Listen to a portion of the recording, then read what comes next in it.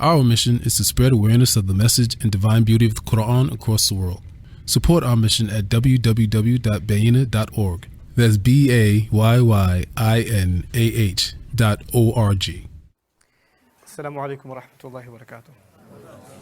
Alhamdulillahi rabbil alameen wa salatu wa salamu ala ashrafil anbiya'i wal mursaleen wa ala alihi wa sahbihi wa man istanna bi sunnatihi ila yawmiddin.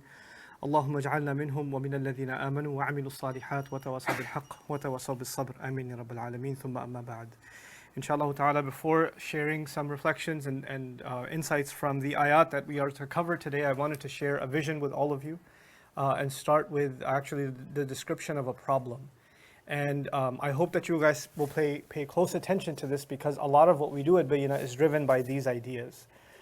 First and foremost, I'd like to introduce you to four different populations of people, four groups of people that we strongly believe need to be served as a priority. As a matter of fact, the message of the Qur'an, as you know, is a priority for all of humanity. But in particular, we identify four groups of people that really, really need this message. And if we target them, by extension, you're targeting everybody else. The first of those groups is actually women. And we believe that they are an essential population that has been ignored. I personally believe that, as in my own upbringing as a Muslim and a student of Islam, but I also believe that as a larger society, that when it comes to Islamic education and the opportunity to receive a better education and actually to produce teachers of our mothers and our sisters, that we've really fallen behind. And this is part of our turath, it's part of our legacy that was always there, and somehow over the last couple of centuries we dropped the ball and made it seem like this religion, its learning and its teaching is primarily the responsibility of men. And we made, in many societies unfortunately, we even made women feel bad for coming to the masjid and simple things like that. And that's a real tragedy, because not only are they a significant, if not a majority of our population, they are also the carriers, they are the ultimate teachers of the next generation. If our mothers are not well grounded in the religion, and they don't understand the worldview they're supposed to instill into their children, then you can forget about the next generation. And so in societies where women are denied access, for example, to the masjid, then what do you expect that next generation to do? How do you expect an entire, and even if they have access to the masjid, to not be treated like students, to not be treated like citizens even, to be treated like a fitna that is supposed to be in a closet somewhere, and if they show up, then just say, astaghfirullah, la hawla wa la quwwata illa billah, oh my God, they have a question, why don't we give them a pen or something, and they can write it, and then they can slip it under the door, and then some kid, if he doesn't eat the paper, then they can hand it to you, and maybe you can answer their question, and make sure you put a wall, and then electrocuted fences, and then on top of that, I don't know what we have this mentality towards the education of women that is problematic. And it's created a lot of problems in Muslim society. As a matter of fact, a great number of women many of us don't come from religious families. We're Muslims, but we don't come from very knowledgeable families or families of scholars or hufaz and things like that. And a lot of times the women in our families are scared of Islam. They're actually scared. They're like, if we become religious, that just means women are going to be like thrown inside a box or something. And that's a major tragedy. This religion is actually one that honored women in a way that I would argue women had never been honored before. And it's such a misrepresentation of our faith and of the Book of Allah that they're not given that place. So that's the first population that a message needs to be crafted to them. And my personal belief about that, before I go to the second population, is that the best people equipped to empower a generation of women is women themselves.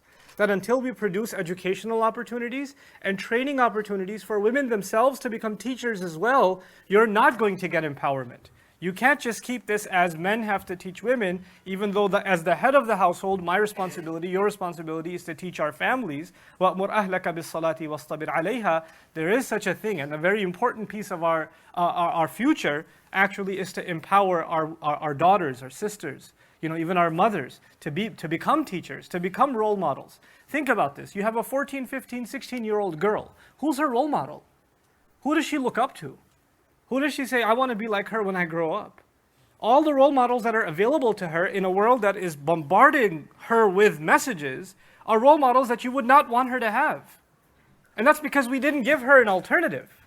We didn't provide her one. And that's not her fault, that's our fault. So that's the first population. The second population is actually youth. A young generation, young adults, people that are coming at an age where they have different kinds of crises. Some of them Because they're brought up in the information age, they have questions that their parents did not have about Islam. They have questions about why should we even accept the existence of a God? Why should we follow this religion? What's the sense of this Islamic law? And especially, first of all, we're in an age where all religion is being criticized, all religion is being scrutinized and made fun of, and the idea of believing in the unseen is made to seem like something absurd. Above and beyond all of that, you've got a second problem, and that is that we happen to be Muslim. Of all the religions that are attacked today, or made fun of, or criticized, or scrutinized, Islam takes the cake, it's at the top. So you already have a problem in this world today with religion, and on top of that, the religion happens to be Islam, and this young generation is brought up more exposed to a criticism of Islam than an education of Islam. So if they have doubts, and they have issues, and they have, like hesitation in really throwing themselves all wholeheartedly into the religion like their parents did, then you can't blame that generation. And they cannot be talked to, or spoken to, or educated in the way that their parents were educated. They need a new kind of education because they have new kinds of questions. They have new kinds of problems. And that needs to be respected and studied. And they need to be addressed in a medium, in language, and in a format that honors them, that actually considers them.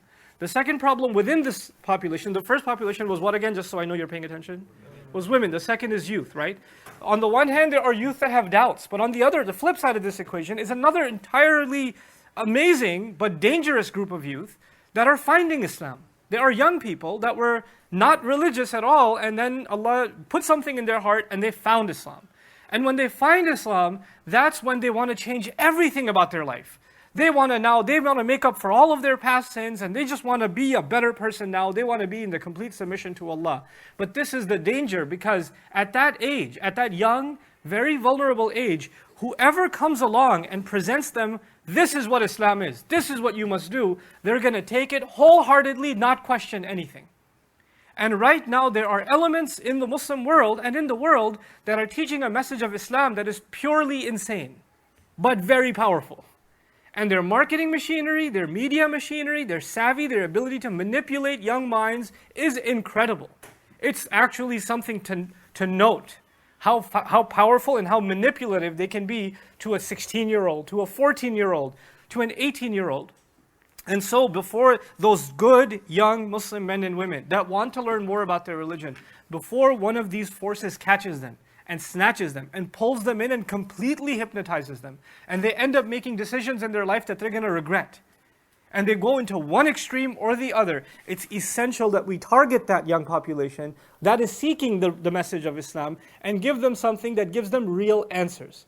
That doesn't shy away from the book. We're not trying to give them a watered down version of Islam. We're trying to teach all humanity a genuine, thought-provoking, evidence-based, reasoning-based approach to our religion that they find satisfaction in. And they don't feel like, well, these guys are shying away from the tough questions. And those extreme people, with their messages, they tell it like it is. We can't accept that. And I'm not here to counter any group, but we're saying unless we provide a healthy alternative, we're the only ones to blame. So the second population was youth. The third population is curious non-Muslims. Curious non-Muslims. And these are people around the world, a majority of people who have now become curious about Islam because of all the bad press, which is actually a blessing in disguise. I call it a blessing in disguise because Musa alayhi salam did not have broadcast media under his control. But you know who controlled the media of the time? Fir'aun did. And Fir'aun went around advertising that he is a threat to civilization.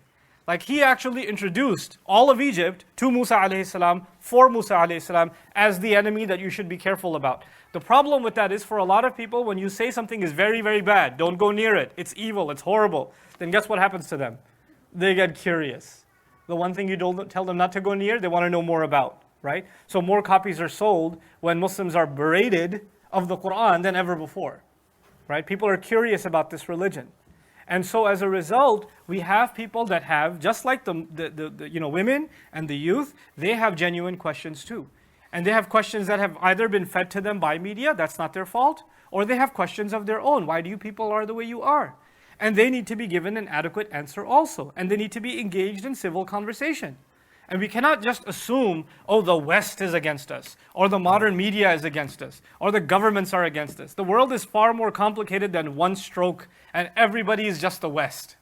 There's lots of people with lots of very different personalities and different curiosities, and that needs to be respected. That's our third population. And our fourth population, I like to call them Muslims on the fence, Muslims on the edge. And basically, these are Muslims that are born Muslim maybe, that became Muslim maybe, and over time, they did not acquire, they didn't have the opportunity, the means, or maybe even the interest or the will to acquire an education in the religion. That's not their fault. They were busy in their career or college or university or family life, whatever else. And now they've come to a point where they've, because of the world we live in, they have questions about their religion too. They have lots of very different questions. And they are afraid to ask those questions to their imam or their teachers, their ulama, because if they ask those questions, somebody might just call them a kafir. And say, you don't even, astaghfirullah, how can you ask that question? How can we, and they feel bad about themselves because they don't practice the way they see people of the masjid practice. They don't see themselves as religious, and they've basically kind of given up on themselves and saying, we're not good Muslims anyway. Those are good Muslims, but those guys are pretty extreme. I'm even scared to talk to them. And so they distance themselves from what you could call a religious community. They become a community of their own. These are actually, I would argue, the vast majority of Muslims today. The vast majority of Muslims today are not at a masjid tonight. They're not. They're actually intimidated by even the idea of coming to a masjid. For them to come, it's actually a big decision. Like, people are going to look at me funny. They're going to judge me. I don't even know if I want to go there. Somebody's probably going to say something. They're terrified. These are Muslims, terrified to come to a gathering of Muslims in the house of Allah. And that's, again, I believe, our fault. We did not open up this space, and we did not open up a dialogue with people that isn't judgmental or intimidating or difficult. So I've identified 4 populations for you. Let's go over them again. I talked about women. I talked about what else? Youth. The third population was curious non-Muslims, and then Muslims on the fence. They're just literally hanging by a thread, right? And if we continue to not answer their questions, or answer their questions with astaghfirullah al-azim, a'udhu billah, I think you're possessed, then they're basically on their way out. They're on their way out. And if they're not on their way out, their next generation definitely is.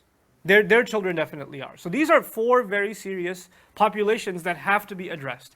And if you cater your message, if you talk with these people in mind, if you talk and you give the message of the Qur'an with these people in mind, you'll be surprised. The Qur'an actually has satisfying answers, more than satisfying answers for all of these groups in ways that no other message can carry. That's part of the miracle of the Book of Allah.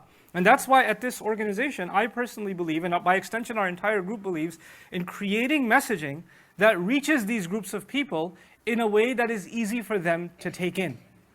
And it's easy for them to absorb over time.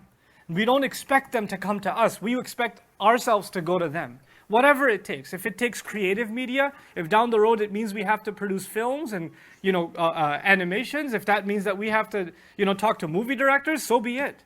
If it means we have to engage in talk shows and discussion panels and not just lectures, because not everybody's interested in lectures, so be it. That needs to be done. And so part of our vision, now I get to the vision. I've identified 4 groups. I quickly want to talk to you about what we think we can do to help. What we think we can do to help. There's 2 parts of it. One part of it, I like to call it media. Okay, media. And media is basically now in your handheld devices.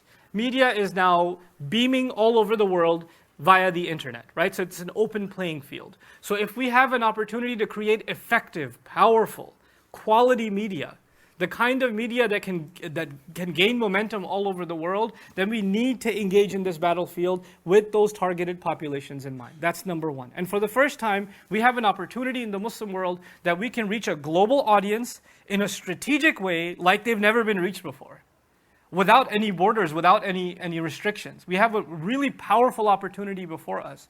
Bayyina, alhamdulillah, has enjoyed quite a bit of success in the social media scene, like Facebook and all, these platforms, YouTube and whatever else. But I tell you, that's just the tip of the iceberg. No matter how much you think one of my lectures has hits on YouTube or whatever, compare that to a song.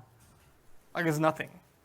Like, we need to compete with the entertainment media. We need to compete with the top media of our age and reach those numbers, reach those populations. And that's when you're hitting the world. And we can. If you can reach 2 million, there's no reason you can't believe you can't reach 20 million. or 200 million for that matter. Because if there are 2 million people out there that saw benefit in something, I can guarantee you there's 100 more for each one of them that's out there that just doesn't know yet. And that's part of our work, is actually creating the kind of materials that can reach those people. Within the short term, I want to tell you, and this is still the first part of our solution, which is media, I want to tell you what I'm interested in doing. What I'm interested in doing is actually gathering scholars, experts from around the world, people that I consider top-notch in their field of Islamic studies, the humanities, other spaces, and actually bring them in on panel discussions. I don't claim to be a scholar, I'm a student at best. But I am a curious and a very abrupt student. I like to ask questions very directly. I actually want to take these scholars and these experts and have panel discussions with them and ask them the toughest questions that are being asked to Muslims and by Muslims today. And hash some things out for the benefit of the entire ummah. And I don't want to be like, Shaykh, please tell me about taqwa. And then the Shaykh will 20 minutes tell me about taqwa, and I'll say, I like it. Let's move on to Iman. No. Shaykh, let's have a conversation about slavery. Let's talk about multiple marriages. Let's talk about inheritance law in Islam. Let's talk about this, that, whatever. People have questions. And they see some things literally as unfair within the religion. Let's actually respect their question and put it out. And if they give an answer and say, well, you just have to have taqwa, well, that's not enough. I need a better answer than that. I need to hash this out. Because that's not going to fly for a 16-year-old. Let's iron this stuff out. And there are people smart enough in the world. They don't have the platform, but alhamdulillah, we do. We do. And we're going to create that platform where it's not just about me doing durus, but it's actually about getting these great minds of the ummah. That I've met some of these people, wallahi, they've changed the way I look at the world.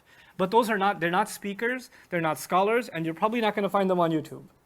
They're hidden somewhere in a university teaching 15 students, and I go there and I get upset. You need to be in front of the world. What are you doing sitting here teaching 15 students? This is a disgrace to the ummah that you're just sitting here and you're not being taken advantage of. That's the platform that I'm looking to create. That's the media side of things. In addition, I want to be able to, inshallah ta'ala, myself and my colleagues be able to do exhaustive research on the Qur'an, and like these durus that are going on, the purpose of them is to do a lot of research and to explain this stuff in as easy language as possible. So even if somebody doesn't have a lot of background in Islamic studies, they can get it. If they want a journey into the Qur'an, I'd like to be able to facilitate their journey. I'm not saying this is the last thing they'll learn about the Qur'an, but I'm saying that we can try to make this an effective first step. So from here on, when they move forward in their journey, they have a good foundation from which to build, right? And this resource can be used, inshallah ta'ala, eventually for schools, for youth groups, for halaqat, for people that want to give a khutbah, other areas, right? That's the media side of things. Now I'll quickly move along to the even equally exciting. Media is kind of like a satellite beaming down, like I told you. That's the work, you can say it's from the top down. But work also needs to happen from the bottom up. There's top down and there's bottom up. Bottom up means you have to produce people. You have to train people. You have to educate people. You have to cultivate people. You have to identify talented people that you can look at. You know how they do sports scouting? They see this kid playing on the street and say, this guy needs to be in the NBA. That kid is a professional cricketer. Or he needs to be on the football team. That's what scouts do. They see this raw talent and they're like, if this person was given a chance, they could make a big impact in the world. That's literally what I want to do. As I travel, I identify young people and scholars that are just incredible talents. And now it's time to invest in them, to train them, to educate them, to even further their education down the road. There are students of the Bayna Institute that I taught Arabic to that came from different backgrounds that I saw potential in, and we as an institute funded their education in Islamic studies. Some of them are now doing their PhDs in Islamic studies in particular fields so that they can be better assets to the ummah. We cannot move forward if we don't invest in people. But you cannot just invest in people online. You have to actually bring them under one roof, see them in action, identify their creativity and their talents, see which ones really are you could see the diamond in the rough and say, this one's a diamond, this one needs to be invested in. This one needs to be put work into. And give them a path. That needs to happen. And that's actually the goal of, the first step of that is this building that we're trying to build. is, and to finish off, the auditorium is going to be used, inshallah ta'ala, for durus of the Qur'an and for the kind of talk show settings that I spoke to you about. I plan on inviting world caliber scholars here and having them have a sit down, because like for years, if I tried to do this kind of thing, you have to rent a hall, you have to get a production crew, you have to get people flying into a particular place. There are expense on top of expense on top of expense just to have a conversation at a quality that you can air and you can even put it on TV, But we want to be able to do that level of work here, and do it efficiently, inshallah ta'ala. That's one piece of the equation. The other piece of the equation is this is, inshallah ta'ala, a campus where students are being trained, and some are being trained to become teachers. So that this work and this one building that's here, I envision in the next decade, there are dozens of these all over the world. This exact work of proliferating the message of the Qur'an is happening in Malaysia, it's happening in the UK, it's happening in Australia, it's happening in Canada, it's happening in Pakistan, in Bangladesh, in Turkey, and it's happening in the local languages as well. It needs to happen in the local languages. I envision that this work of the Qur'an needs to happen in all of the major languages of the Muslim world. It needs to happen. These durus that I'm doing, inshallah, I want to identify talent much better than myself that can do it in Punjabi. They're much better than myself. And then they do it. And then when they're done with it, imagine I'm crazy about this stuff, but imagine one of these devices, right, with the entire dars of the Qur'an loaded in, Punjabi or in Bahasa or in some other language, and it's passed down to mothers in villages where there's no internet. And they're literally, these moms, they're making the bread in the morning and they're listening to dars of the Qur'an, transforming their minds and hearts. You know what that's an investment in? That's not just an investment in those women. It's an investment in their kids. You could see the results of that in a decade. The kinds of teenagers they're going to raise. There's a different caliber of kids. Because they grew up with Qur'an in their ears, the message of the Qur'an in their ears. This is a powerful, powerful thing that we believe in. Work from the bottom up and from the top down. And it's something that the West needs, it's something that the East needs. Wallahi, wherever I go, there's a big gap between the ummah and a love or an access to the word of Allah. And really that's at the end of the day the mission of this organization. And that's why we put this drive up. I said, let's just do durus every night. My personal philosophy has always been, if you're going to ask the ummah for something, you should give a lot more back. Right? And just give and give and give. And our intention is to continue to give. And I'm hoping that through this foundation, we're able to make materials available that don't just hit Facebook, that don't just hit, YouTube, but we make stuff at a caliber and we have the kind of following that we don't have to ask BBC and CNN and whoever else that, give us a chance to air some of our stuff. They ask us. We want to get to the point where the Muslims are the loudest voice on Islam. We have a chance to do that. We can be the loudest voice on ourselves. Right now, when you see what is the message about the Qur'an, the people that are talking about the Qur'an that are the most heard are not the Muslims. We want to be those people. That when questions are asked about the Qur'an, the first in line, the first results on Google, the top hits on social media websites, and the top players in the media scene are actually experts that represent the deen in an intelligent way, not people who hate Islam to begin with.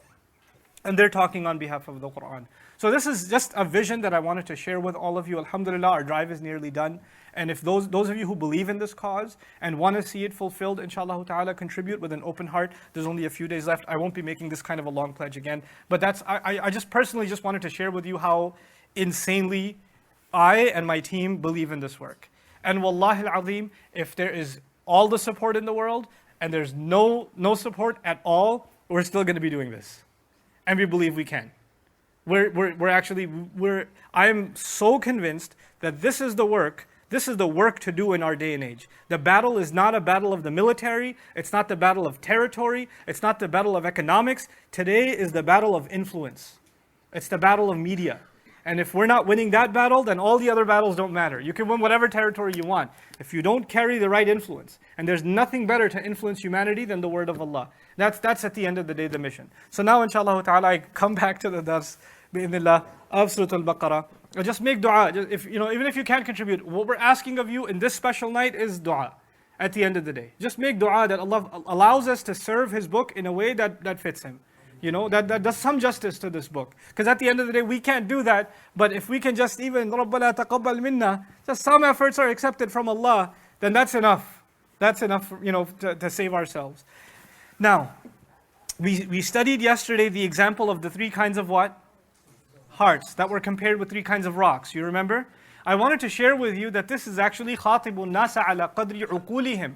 Address people in accordance with their intellect. What did Allah Azza wa Jal do? He's giving this example of three kinds of rocks to Banu Israel.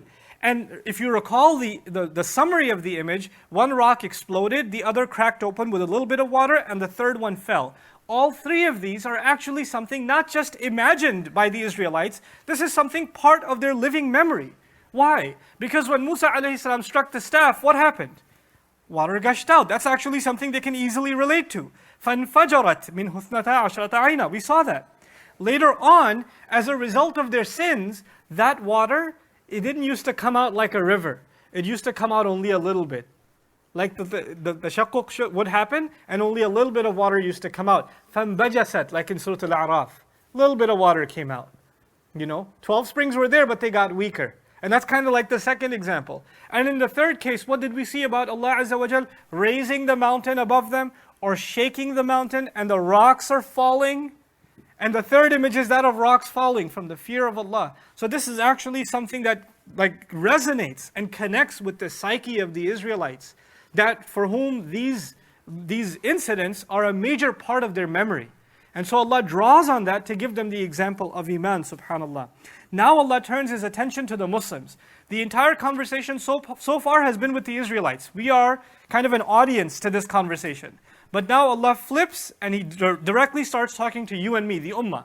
He says, أَفَتَطْمَعُونَ أَن يُؤْمِنُوا لَكُمْ? Are you hopeful? Are you actually hopeful that they are going to accept what you're saying? He turns to us, why? The Sahaba in Medina, the Muslims living in Medina. He tells them, look, you came from Makkah. And in Makkah, your audience was the people of Quraysh. And the people of Quraysh have no knowledge of a book. They have no knowledge of prophets. They worship idols. They have a completely different religious worldview. You were optimistic that when you come to Medina, these are Ahlul Kitab, these are people of the book. They know what a prophet is. They know what Allah is. They know these things. So when we give them this message, it's a much easier sell to them. Because they already have background information. They have prerequisites. Plus, our prophet is mentioned in their books, so this is a done deal. They're going to hear about it and they're totally going to accept. They're not as tough of a sale as the people of Quraysh who said even, Mar-Rahman. What's this Ar-Rahman? We don't know what that is. They're not going to ask these questions. So Allah Azza wa Jalla says, actually, you assumed that because they have knowledge, that they're going to just willingly come to you, open-hearted. No. What did Allah just explain? They saw the dead come back to life. They saw water part. They saw springs come out. Did that affect them? No. And Allah says their hearts had become hard, even with Musa alayhi salam. You think after this, them not sparing Musa alayhi salam, and hearing of all of this, you're noticing some parallels between the historical Israelites and the ones that are in the company of the Prophet ﷺ, because they're the ones being criticized. You're acting like your historical ancestors. Why are you doing that? Why are your hearts becoming so hard? And so Allah turns to the Muslims and says, are you actually hopeful they'll accept what you're saying? وَقَدْ كَانَ فَرِيقٌ مِّنْهُمْ يَسْمَعُونَ كَلَامَ اللَّهِ. And there had already been a group among them that used to listen to the speech of Allah. ثُمَّ يُحَرِّفُونَهُ مِن بَعْدِ مَا عَقَلُوهُ. Then they used to change it even after having understood it. Very curious statement. Listen to it again.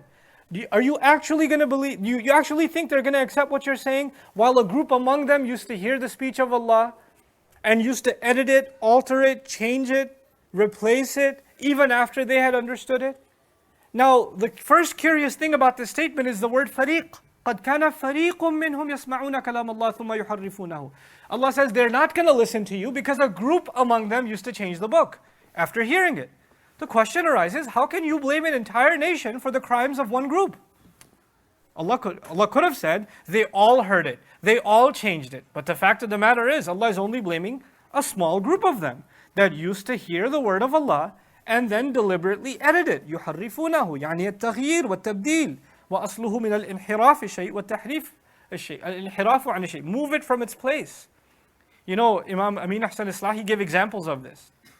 In the Jewish, in his book, actually his teacher, Hamiduddin Farahi rahimahullah, amazing book. I hear it's been translated into English and into Arabic. I still haven't gotten a copy. When I do, I'll publicize it. Very important book. The book is called Ar-Ra'yu Sahih fi Man huwa Dhabih. the correct position on who was to be slaughtered. Meaning Ibrahim alayhi salam had a dream to slaughter his son. Muslims believe it's Ismail alayhi salam. The majority of us believe it's Ismail alayhi salam. And the Jewish position is it's Isaac, it's Ishaq that is to be slaughtered. And you might think, who cares? I mean, he didn't get slaughtered. It was a cow instead or a ram instead. So what does it matter? It's a pretty big deal. That's a pretty big deal. Why? Because the entire belief system that came after as a result from the Jewish tradition and by byproduct of it, the Christian tradition, especially nowadays, Protestant Christianity, they actually believe Isaac was chosen because Isaac was the blessed son, and Ishmael was not chosen because he's the cursed son. So all of his children are cursed, and the religion that came from the children of Ishmael is Islam, which is a cursed religion of the devil because he's from the cursed line. All of it started with who was to be slaughtered. When you question that, you question the foundation of this entire line of thinking. This entire line of thinking. A lot of Zionism is actually rooted, religious Zionism is rooted in this one thing. Like it's the root of a lot of problems in the world. So what does Hamiduddin Farahi do? He studies Hebrew for 8 years. Because he wants to study the original text. What a gangster. Rahimahullah. He was so awesome. Like this man is my hero. Like he's so amazing. And then after doing this research, he writes a book, Ar-Ra'yu Sahih fi man huwa dhabih, the correct position in who was supposed to be slaughtered.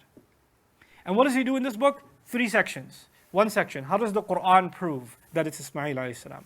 Then how does the Torah actually also prove that it's Ismail alayhi salam? And then scholars of the Hebrew tradition that actually held the opinion that it was Ismail alayhi salam. The guy studied Hebrew so he can go inside of their sources. And he put this thing together. And he wrote it, he's an Indian scholar, rahimahullah, wrote it in Arabic. So awesome. But what and like I said, it's been translated, and apparently an updated version of it has also been put together. I believe it's called Ishmael and Isaac. When I get my hands on a copy, I'll publicize it, inshallah ta'ala. But the reason I'm bringing it up under this ayah is as follows. The Hebrew Bible, he actually quoted the Hebrew in his book. It's an Arabic book, and when he gets to the Hebrew ayah from their book, he writes the Hebrew in. Right? And then he spells it out in Arabic. And he says, they say that Abraham took his son, to Isaac, to slaughter him at a rock near Mura. And they write the Hebrew word Mura, which is actually just a slant over from Marwa. Marwa as in Safa and Marwa. You know? And they say this was actually between 2 hills. The 2 hills of Shifa and Mura. Really? Shifa and Mura? In a dried up valley called Sakka. Sakka, really, Sakka. I mean, just little stands here and there, and they change the word from where it used to be. Is this the common person doing it? No. This is their scholars doing it. This is their scholars. When Allah says a group among them used to hear the word of Allah and used to change it, even after having understood it. Who is he pointing the finger at? Their scholars. Now, why are you blaming the entire nation? Like these people are not going to believe what you're saying because their scholars are corrupt. That's basically what Allah is saying. That's not fair. The scholars are corrupt. What about the rest of the people? Allah Azza wa Jalla is here highlighting a very deep problem of religious psychology. When a nation becomes weak when their relationship with their book becomes weak. And how do you know that a nation has a weak relationship with their book, with the book of Allah?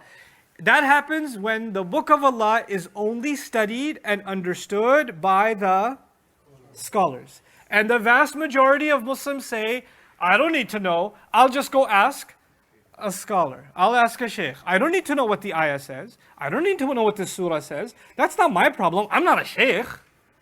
And then the shuyukh will also come along, like the shuyukh of Bani Israel would come along and say, hey, you have no business reading Torah yourself. You'll get misguided. You will go to Jahannam because you will misunderstand it. If you have a question, come to me and I will tell you what it says. As a matter of fact, don't even read it yourself and ask questions. I'll just tell you everything you need to know. Keep a distance from the Qur'an because it'll misguide you. Wallahi al-azim. This is the greatest trick of shaitan in the history of religion. The revelation that came to connect every human being to Allah, now we're being fed, you can only go through scholars. I'm not undermining the value of scholarship. You have to understand though what the role of scholarship is. The role of scholarship is as follows. You the public, I'm not a scholar either, the public, we're supposed to be informed consumers. We're students. We cannot be non-students. Everybody's supposed to be a student. And as students, you have the right to ask questions when you don't understand something. You can say, how can we believe this? Where did this come from? How did this get there? And you're supposed to be curious and ask those questions. And whose responsibility is it to give you those answers in a satisfying fashion? The scholars.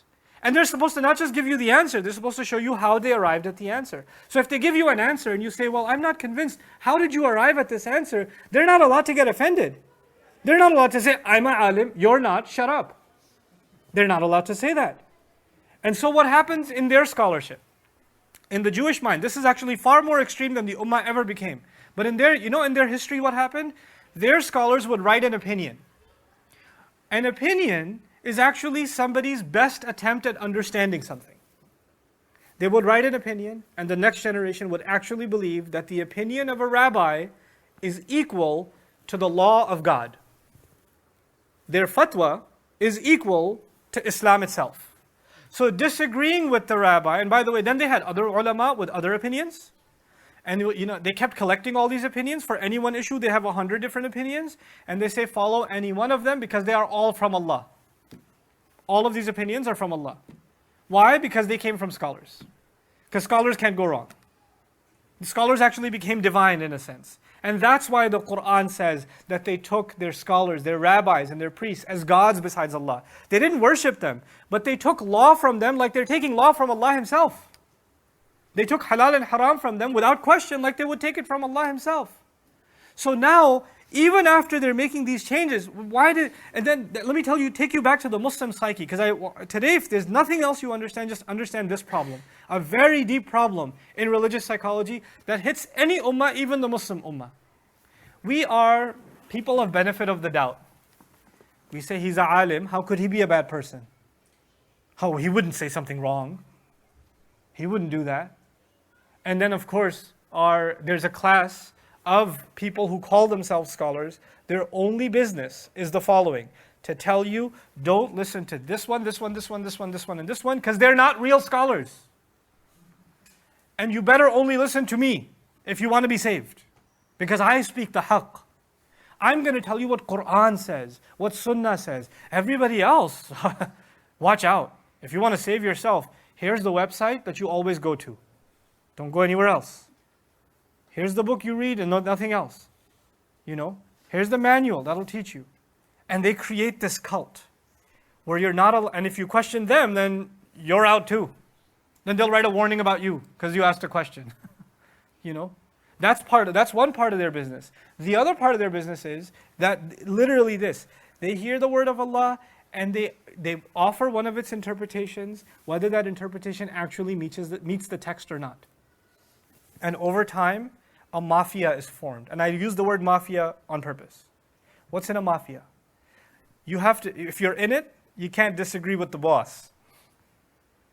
So if you have a student from within some school, and he says, my school of thought, my teachers taught me this opinion, but I'm not convinced.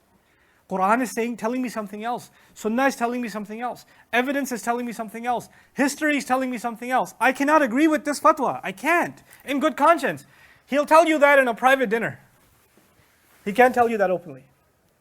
I can't. My elders have said that I can't disagree with this. Where are your loyalties? So it becomes that the word of the elders becomes the word of Allah. And so Allah says, this in the worst case was with Bani Israel. Now please, as you hear this, don't form the other extreme. The other extreme is all scholars are corrupt. I don't want anything to do with scholars. Astaghfirullah, they're just like the rabbis of Bani Israel. These are extremes. And ignorant people love either going into one extreme and coming out and going into another extreme. Like the ummah today, if we love a scholar, oh my God, we're obsessed with this scholar. We can't hear any criticism of him. But once he falls in our eyes, he's basically Iblis. Now I don't want to hear anything about him. Don't even say his name. Astaghfirullah. I have to make wudu again. Do you deal with any human being this way? Human beings are people that make mistakes. And scholars are no different. And every field in which there is influence or a concentration of knowledge is subject to corruption. Lawyers can be corrupt because they understand the law. Mechanics can be corrupt because they understand the car better than you. Construction people can be corrupt. Contractors can be corrupt because they say, I need this material, this material. You don't know any better, you'll have to trust them. Scholars are no different. If you're in a position, just because it's religion doesn't mean that there's no room for corruption. There is. But at the same time, are there good people in these fields as well? Yes. And so there are always going to be sincere, genuine scholars that are actually, and you'll know one of the qualities of genuine scholarship is that they are far more student than they are teacher. They're just in a lifelong engagement of learning. And that's how you can tell the mark of a scholar, you know? So ثُمَّ يُحَرِّفُونَهُ مِنْ بَعْدِ مَا عَقَلُوهُ. They edit it even after they've come to understand it. They understand what it really means, but they still can't get themselves to say it. وَهُمْ يَعْلَمُونَ. And they're the ones who know. In other words, knowledge is being kept with them. If they don't send it out, if they don't give it out, the public's not going to have it. And so in this ayah, Allah is actually directly blaming one group and indirectly blaming another group. Directly, He's blaming corrupt scholarship. Indirectly, He's blaming the public who trusts them with anything without asking any questions. A completely blind, trusting public. We don't interrogate our scholars, but we do engage in reasonable, rational, civil conversation with them. That transparency needs to be there for an ummah to be secure from corruption. And so, وَإِذَا لَقُوا الَّذِينَ آمَنُوا قَالُوا آمَنَّا. The general public, this ayah now builds on this idea. When they come to those who believe, they say, we believe too. A Jew from Medina listens to his rabbi talk about the final prophet, Saturday after Saturday after Saturday, then he sees Rasulullah ﷺ and says, hey, that's exactly the lecture I heard. He's exactly the same guy. And he goes and talks to one of the Sahaba and says, he's a prophet of yours? I think it's the same one we heard about in our book. I've heard so many speeches about him. It all matches up. Now this is a common Jew talking to a common Muslim in Medina. They're just having this casual conversation. So when they come to you, they say, I think we're pretty much on the same page. We accept all this stuff that you're saying. We've been hearing this for a long time. وَإِذَا خَلَا بَعْضُهُمْ إِلَى بَعْضٍ. Then they go happily to the rabbi, running off to the rabbi. And they go in private company. Rabbi, guess what? I think that prophet you told us about, he's here. And I was talking to some of his followers. It's totally what you said. It's exactly the same man. And so then they get a lecture from their rabbi. Why did you go tell them? Don't go talk to them again. You'll get confused. If you know what's good for you, just stay here. I'll tell you if it's right or wrong. Don't go asking questions yourself. And so before I finish the ayah, I want to read something to you from Ibn Abbas radiallahu ta'ala anhuma, who observed this phenomenon in Medina. المروي عن ابن عباس رضي الله تعالى عنهما أن منافقي أهل الكتاب كانوا إذا لقوا أصحاب محمد صلى الله عليه وسلم قالوا لهم آمنا بالذي آمنتم به. Ibn Abbas says these people of the people of the book, especially the Jews, used to come to the Muslims in Medina and say, we believe in exactly the same thing. وَنَشْهَدُ أَنَّ صَاحِبَكُمْ صَادِقٌ. We're willing to testify. We're pretty sure that your companion, by which they mean the Prophet, your companion is telling the truth. وَأَنَّ قَوْلَهُ حَقٌّ وَنَجِدُهُ بِنَعْتِهِ وَصِفَتِهِ فِي كِتَابِنَا. And we find him with his exact description and his exact qualities in our book. ثُمَّ إِذَا خَلَى بَعْضُهُمْ إِلَى بَعْضٍ قَالَ الرُّؤَسَاءُ لَهُمْ. And when they went in private company to their own, among themselves, the heads of them, their chiefs, their leaders said, أَتُحَدِّثُونَهُمْ بِمَا فَتَحَ اللَّهُ عَلَيْكُمْ فِي كِتَابِهِ مِنْ نَعْتِهِ وَصِفَتِهِ لِيُحَاجُّكُمْ بِهِ. Are you guys honestly going to the Muslims and talking to them about how you have in common with them these descriptions that I talked to you about in the book? فإن المخالف إذا اعترف بصحة التوراة واعترف بشهادة التوراة على نبوة محمد صلى الله عليه وسلم فلا حجة أقوى من ذلك. If someone who doesn't even believe in the Prophet comes over to a Muslim and says, that's the one in our books, there's no better case than that. We didn't have to go prove it to you. You're coming and confessing it yourselves. If you go and do this, then you're not just making yourself look bad, you're making me look bad. Now I don't have a choice but to accept. The rabbi is yelling at him and saying, if you go and say, I gave lectures about Muhammad, that you should accept him, and now you went and told them, then you're killing me here, man.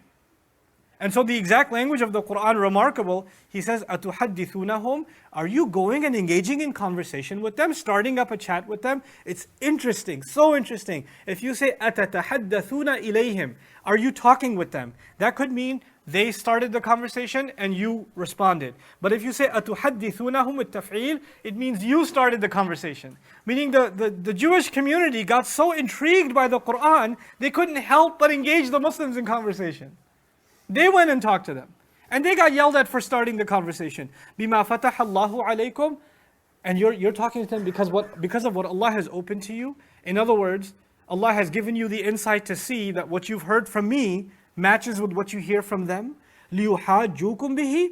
Are you doing this so they can start arguing against you? They don't just want to see commonalities in our faith. If you just show them commonalities, they're not going to just sit back and say, well, I'm glad we find this common ground. Now you go back to the synagogue and I'll go to the mosque. They're going to say, you should accept. There's not just a casual, hey, I'm glad we have stuff in common, now let's eat cookies together. They're going to put some pressure on you. They're going to want you to, do you want to become Muslim now? Is that what you're saying? لِيُحَاجُّكُمْ بِهِ عِنْدَ رَبِّكُمْ. They're going to make a case against you with your God. They're going to invoke your God and say, you must now accept this religion.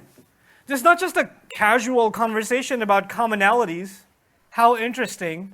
We have prayer like yours too. It's so fascinating. Yeah. I'm really glad we talked about this because our book is really similar to yours. Good talk. It's not just that.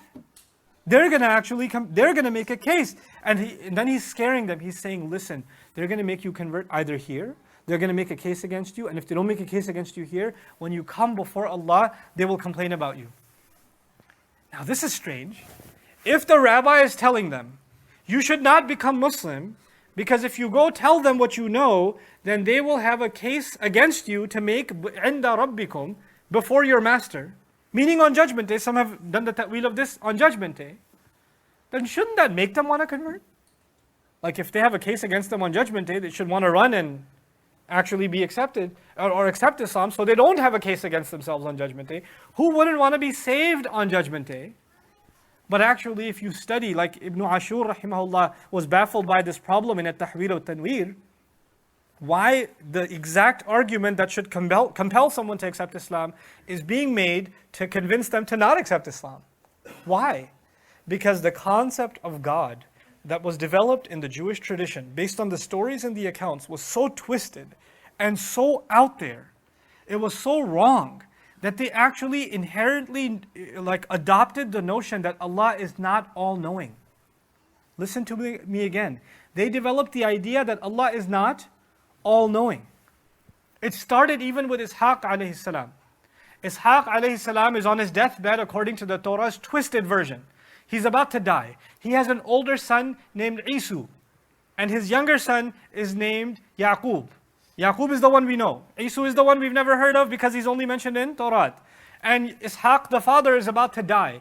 And he says to his son Isu, I'm about to die, but before I do, go and prepare a meal and slaughter an animal and bring it to me so I can bless you so you can become a prophet. And Isu was from a different wife, and Yaqub was from a different wife. And Yaqub's mother overheard from the kitchen that the father is about to bless Isu. And she brings Yaqub and says, go boy, hurry up, slaughter an animal, bring the food, and put on your brother's clothes, Isu's clothes, and try to sound like him, and just put your hand forward so he'll see the clothes because he's too sick to see you, and he'll bless you instead. And he'll make dua for you to become a prophet instead. Because I want you to have prophethood, I don't want Isu to have prophethood. So Yaqub says, no, I don't think I'm qualified, I don't think this is a good idea. And mother says, do what I tell you. And he goes and he slaughters an animal, comes back, hands the hand to his father Ishaq. Ishaq doesn't realize what he's doing. He gives prophethood unknowingly to Yaqub alayhi salam. Isu comes back with an animal, says, Dad, I'm ready to get blessed. He says, I already blessed your brother, I'm sorry. This is actually the Tawrat's account. Like Allah does not know, حَيْثُ يَجْعَلُ رِسَالَتَهُ, Qur'an says. Allah knows better where to place His prophethood. Where to place His They actually developed the idea that you can con Allah. That you can actually, don't tell them. Because if you tell them, then the judge is Allah and they'll have evidence. If you don't give them the evidence, then Allah won't have anything to argue with. And they're like, oh, okay, I won't talk to them again. And so, أَفَلَا تَعْقِلُونَ, they told their own followers, why don't you think? You're going to lose the case. This way, keep it secret and it won't come out. Can you imagine how far from the teachings of even about Allah they came? And that's just one example that he gave, Ibn Ashur. He gave several examples from Tawrat where they undermine the knowledge of Allah. So what is the next ayah? It corrects this corrupted notion of the Tawrat. أَوَلَا يَعْلَمُونَ, don't they already know? Shouldn't they already know? أَنَّ اللَّهَ يَعْلَمُ مَا يُسِرُّونَ وَمَا يُعْلِنُونَ, that Allah knows what they hide. Allah knows what they make secret. And Allah knows the pronouncements, the public statements that they make. Don't they already know that Allah knows all of these things?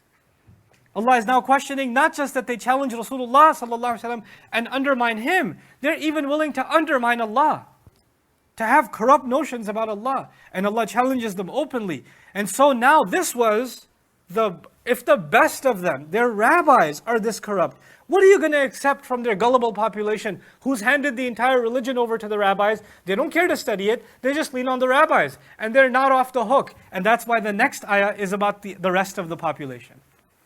This has to be learned by the ummah. Why? Because you're going to have people. Alhamdulillah, we don't have the level of corruption. Even in our scholarship, whenever there's corruption, it's not to the point where our scholars believe Allah is not all-knowing. We're not at that level, alhamdulillah.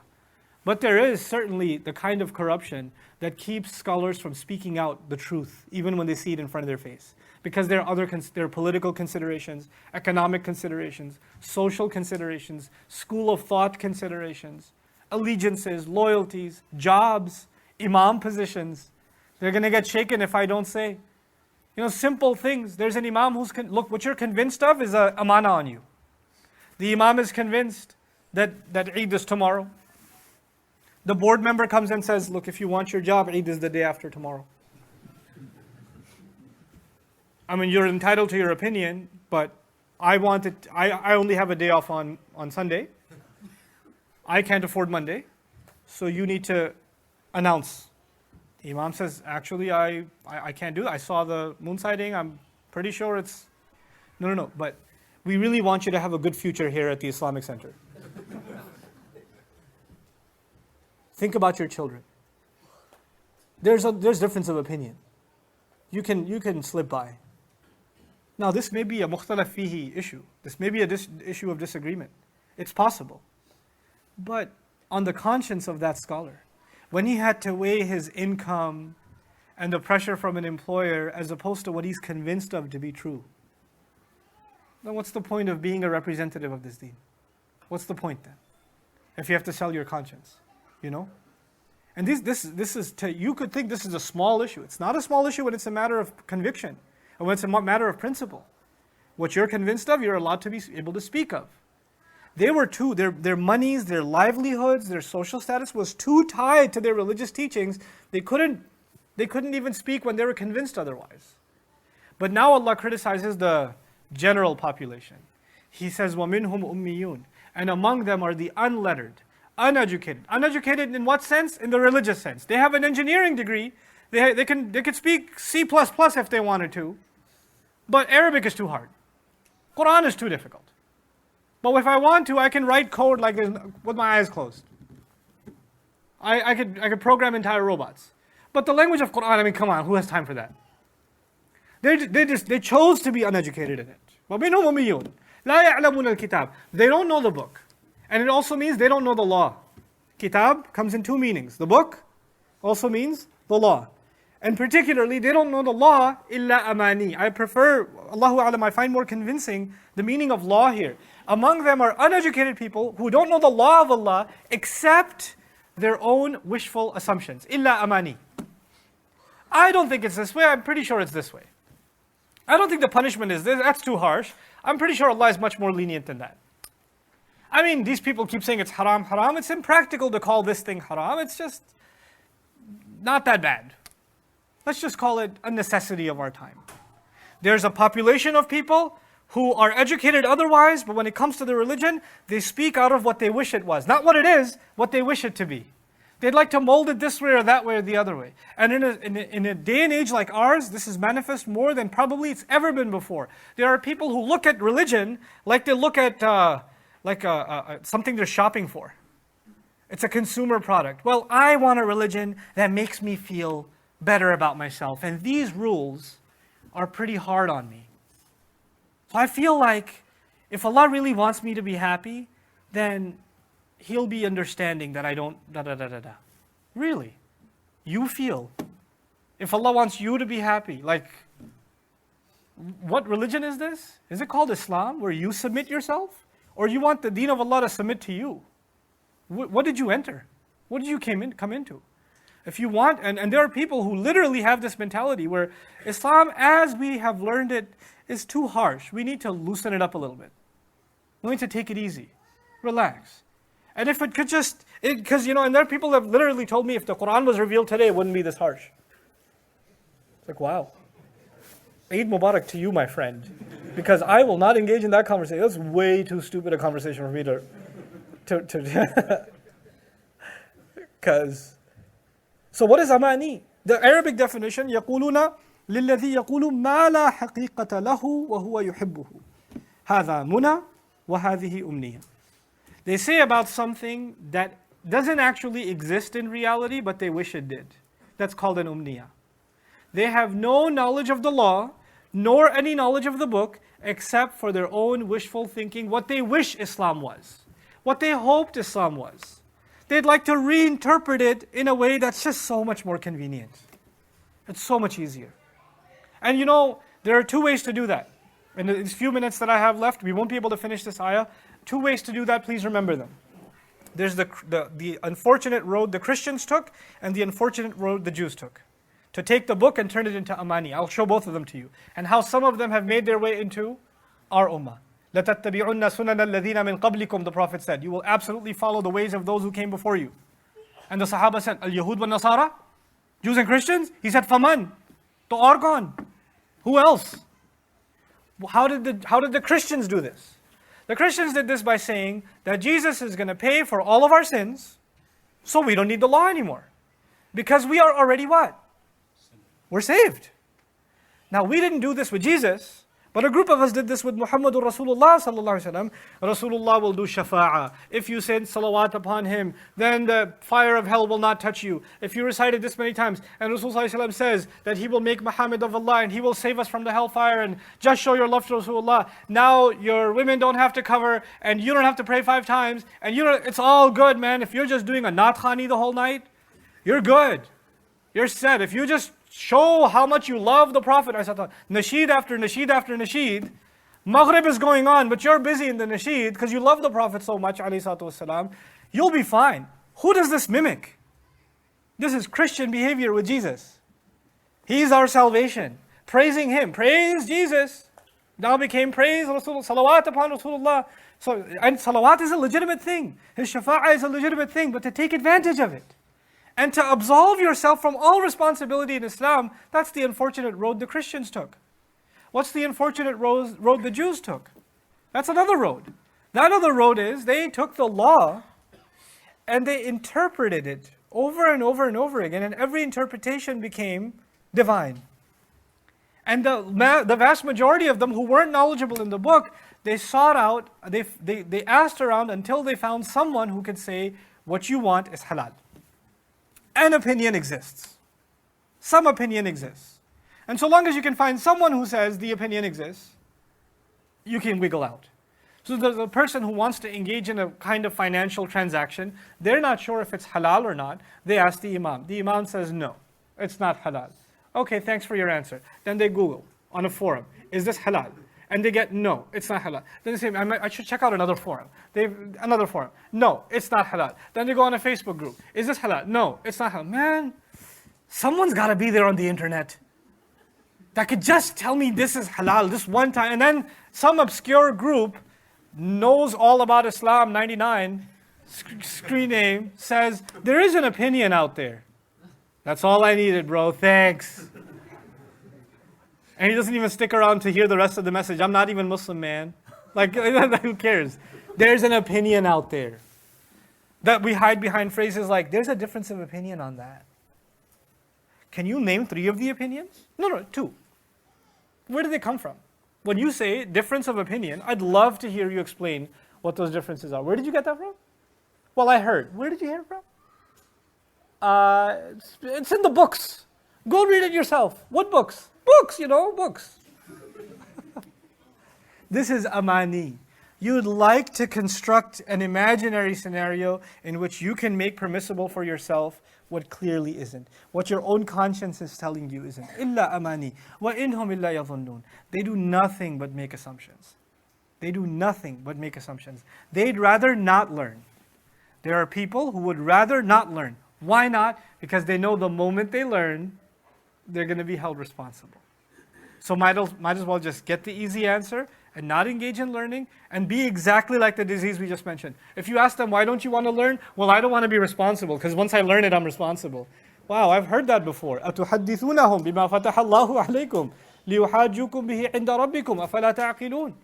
That's the exact disease. May Allah Azza wa Jal protect this ummah from falling into this disease. May Allah make us seekers of truth, genuine seekers of truth. And may Allah Azza wa Jal give myself, scholars, teachers, du'at, all of us, the sincerity and the courage to speak to our convictions and to be open to the idea that we may be wrong. And to continuously learn, and may Allah Azza wa Jal guide all of us closer and closer to what is true and what pleases Him. Barakallahu li wa lakum fil Qur'an al-Hakim wa nafa'ani wa iyyakum bil ayat wa dhikr al-Hakim. Assalamu alaikum wa rahmatullahi wa barakatuh. Our mission is to spread awareness of the message and divine beauty of the Qur'an across the world. Support our mission at www.bayina.com.